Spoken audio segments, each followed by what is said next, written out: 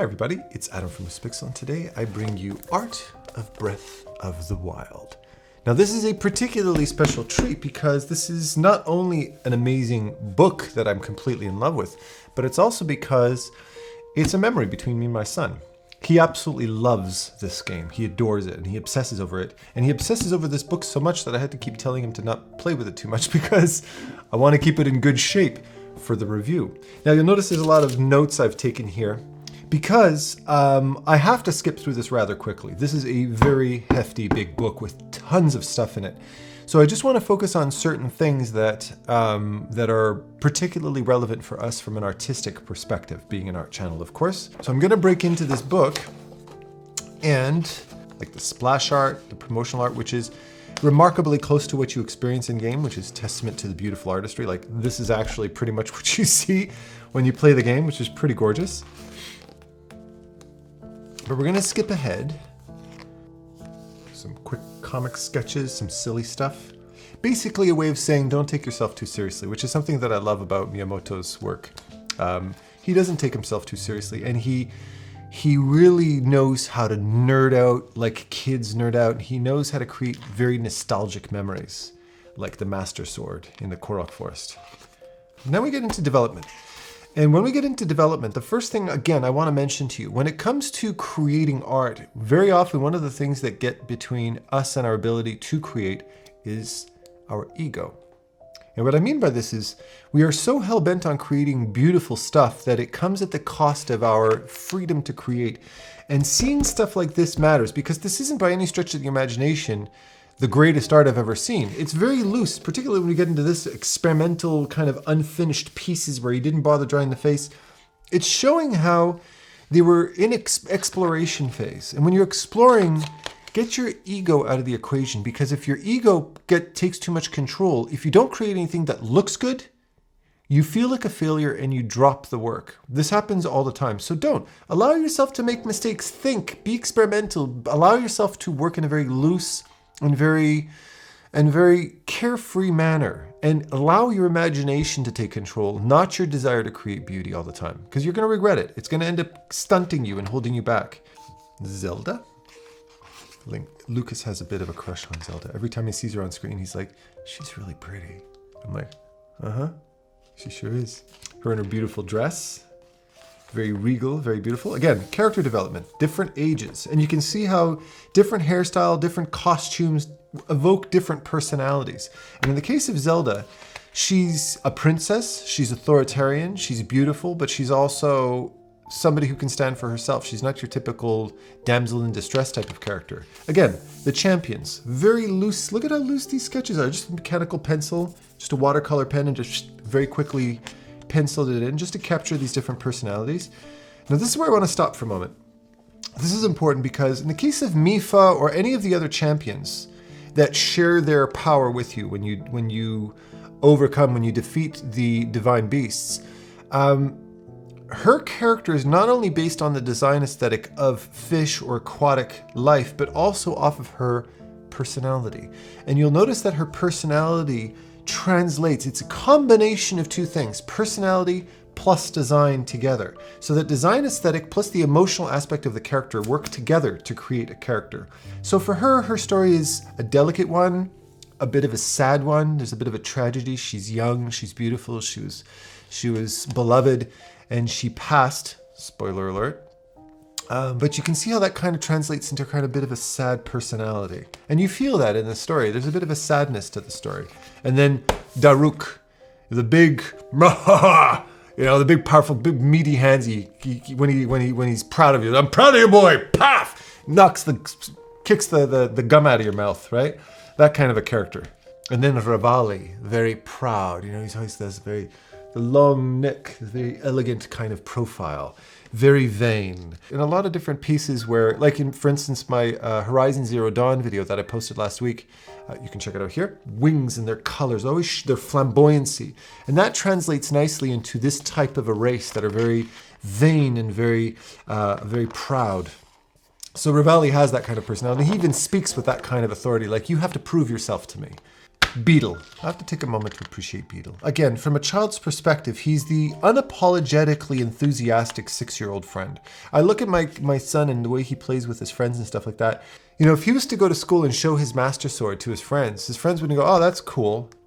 They would get legitimately like, whoa, it's a master sword. And Lucas would go and really unapologetically 6-year-old. And Beetle has that kind of character. He's constant. He's at every stable you visit. He's always there. When you buy things, he's like, wow, you're rich. And when you say hi to him, he's woohoo. He's like always enthusiastic and very pure as a character. And I love that character as a result of it. Again, delving into secondary characters, the commoners, is a very good way to develop character progression. It helps to kind of refine your design aesthetic, that you're not always designing the hero. You're designing props, you're designing secondary characters. All of these different things all play into the design aesthetic and really help you to define the visuals of the game. So don't always only adhere to the important stuff. Impa, a very sweet old lady character. And my personal favorite character in the entire game, Pura, who's she's an ancient woman trapped in the body of a little girl. And she's absolutely adorable. And I only noticed when I got the book that her barrette is her eyes. I didn't realize that at first. I thought that was really cool, but I absolutely love that character. She's a doorbell. The monks, I love the element of faceless characters. Dark Souls is all based off of faceless ones. The lack of a personality. Jabberwockies, the dance troupe, faceless. You can project onto a faceless thing. Animals, one of the reasons people love animals is because you can anthropomorphize them. You can project human emotions onto that blank slate of an expression, right? And it's a very powerful thing to not always have a strong expression and have a strong character there. Notice how main characters are always the most neutral. Think of Frodo, think of Link in Zelda, how he's a very neutral character that you can juxtapose next to anybody else. But if you look at Daruk or you look at Beetle, they're a lot more emphasized characters, aren't clashed with Link's. So I think that's really cool. When we get to the Zora, again, a very proud, powerful, tall race of ship captains. And notice how their design aesthetic is not only based, again, off of their personality, but off of the design aesthetic, where they decided with the Councilman Muzu, where he's based off of the design of a stingray. So he's got the long stingray ears to show that hanging skin, to show his elderliness, his wide apart eyes and the speckles to suggest sunspots and stuff like that on his skin. And notice how they use different animals like dolphins or little whales and stuff like that to again reflect the character themselves. And when we get into Seitan, he's got a predatory shark type of character design to him. Again, that iconography translates directly into his character, where he's a warrior, he's fierce. I love that. King Dorfin is based off of a whale design, but not primarily, because if they gave him a whale head, he would be recognized as being a whale head, which doesn't quite capture the character. So they gave him the girth of a whale with that iconic pinstriped belly to give it that pinstriped suit type of look. Very clever design, but also gave him design aesthetic that was based off of the actual design of a ship, an elaborate sailing ship, the Gorons. Notice how the bigger the character gets, the more gentle they get. The smaller ones are more authoritative, like Ravalli. He's smaller, he's a bird, but he's very proud. Where in the case of Gorons, they're big bird, haha. They literally live in an active volcano, but they're all they're big teddy bears, right? They're very gentle. They're a very gentle race, like kind of Ludo from Labyrinth. Ludo down. Big teddy bear, oh. And Sarah has to take care of him like a little baby, right? You know, Bo, it's okay. He's okay. He's a sad guy, but we save him. It's all good. Rito, again, authority, tallness, profile, vanity, colorful. Very colorful. Look at those beautiful colors. And Cass, our bard, who we see playing the accordion, who sings us songs of lore throughout the game. The Gerudo, powerful warriors in yoga pants. Always yoga pants. The Clorox, of course. I love the Korok King. I love the fact that he wears a Korok leaf in his face. He's like, he thinks I'm one of them. He thinks he's a little Korok, but he's a little bigger. Don't tell him. There's something really cool about the monsters. It's very much worth, if you ever pick up the book, it's worth reading the developer's notes, because what he talks about is his thought process behind the design. And what was important for him is, remember, they're doing these for kids. It's not like Dark Souls where these creatures are designed to be scary. He wanted the characters to be creepy, but cute creepy. They snore when they sleep. When it rains outside, they look up at the sky. You know, when they die, they make this funny squeal. So you don't feel guilty for slaying monsters. They die in a comical way, which makes it feel more like play acting, which is a lot more innocent and much more approachable for kids. I really respect that move. These little jerk-offs, hate those things. Lord of the Mountain. Again, Miyamoto loves magic for the sake of magic. It's a rare creature that only appears on the top of a mountain in some mystical lake when the moon shines on certain specific days. You can mount him with a lot of skill, but you can't keep him and put him in your stable, which makes him rare and precious. It's not this give away all the best stuff. Certain things are too precious to hold on to. And I love this aspect of it. Just the fact that he's there for the sake of being there, that you make this amazing discovery and you see the moonlight glowing on the hill. Like, what the hell is that? It's such a damn good game. It's such a beautiful, memorable, nostalgic game. And this plays such an important role in it. Such a beautiful creature too. The animals too, they behave in such a way that you feel empathy for them. Like there's certain animals that Lucas refuses to hunt for meat because he feels too terrible. He doesn't like seeing them die. This page is for Lucas when he watches the video because he's completely obsessed with the Master Sword. That one's for you, Lucas. Weapons. Again, referencing Horizon Zero Dawn. The design should speak for itself. You shouldn't have to tell people this is the Royal Guard. You should use enough iconic imagery in it so that people can get that on their own. The fact that we can see here that this is royal, the colors, the golds, and the elaborate designs. Then you have the more practical warrior weapons, but the higher echelon warrior weapons, reminiscent of the originals without the golds. And then the common wood and leather and metal, steel weapons for the common weapons. And again, weapons you get early on in the game, the less elaborate ones. Again, you can see a very powerful assassin clans. You can see the black designs with the mysterious kind of shield designs, the dark reds on the inside.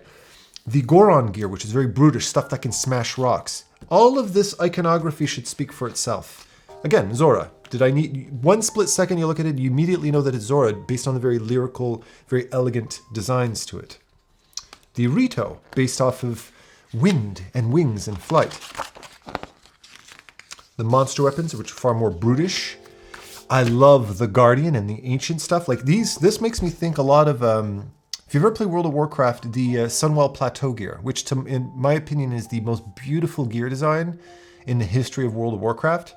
And this really, really reflects that. It's really reminiscent of that kind of design. Absolutely beautiful stuff. When we get into the clothing design, again, if you read the notes, the designer's intention was not to create armor and weapons that showed levels. Like you didn't have a gear progression, and more of a sense that each piece of gear had its own utility to it. The ability to swim faster, the ability to resist cold or heat or lava, things like that. So it had to be interchangeable. So the designer had a particularly difficult task in balancing all of these different designs so that they were cross-compatible. The Radiant set, again, a set of gear that glows in the dark at night.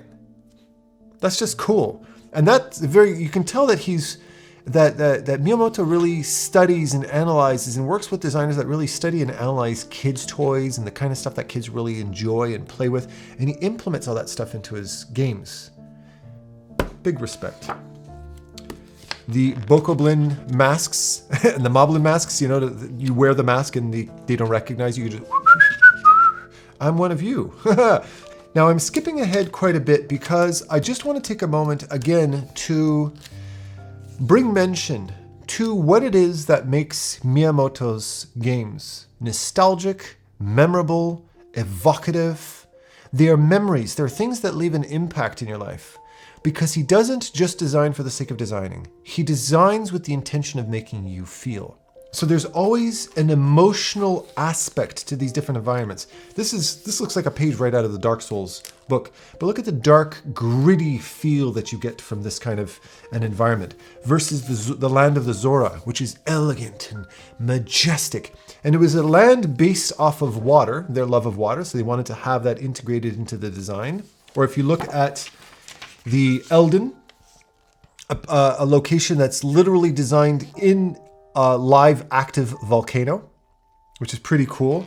Or the Hebra, the majestic verticality because they're birds, so everything is very elegant, so that vertical emphasis in the design. The Gerudo Town, which is a kind of like the main trading town, and they walled off the city. Again, you can read that in the developer's notes over here. They walled off the city to create a sense of exclusivity, that they were, all of the most important trade is happening within these walls, essentially. But they've integrated water into the design and put a lot of emphasis on these beautiful kind of cobblestones inside all of these different little rivers, these channels of water that run through the city, to put emphasis on it because it's a resource that they have control over. And I'm going to end on this note, and that is, great things take a lot of thought and they take a lot of time.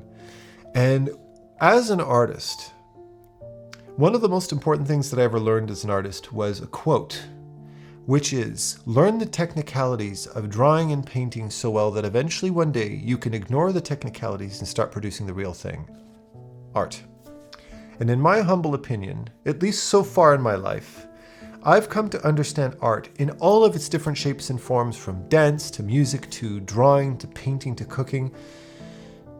Art is a way of capturing human thoughts, feelings, and emotions in whichever means necessary, whichever means that you communicate best in.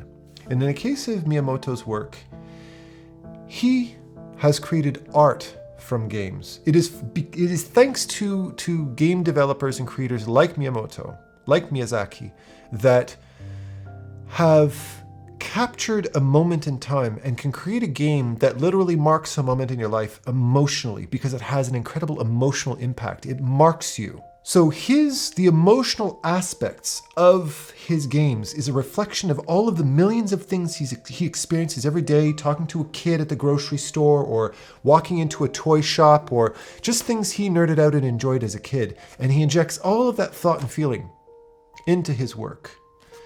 And when you're creating, never take for granted those things in your life that make you feel. Always reflect on moments in your life where you felt something. You felt in love, you felt scared, you felt depressed and lonely, you felt aroused, you felt excited, you felt angry. And think about the iconic imagery. Think about the way you visualize the world around you when you were experiencing those feelings. Because as an artist, it's those emotions that you're going to want to tap into to create masterpieces like Zelda Breath of the Wild. So with that said, I thank you once again for joining me on my adventures through this book. I can't wait for Lucas's sword to show up in the mail anytime. And of course, I love you all, and thanks for watching. Take care.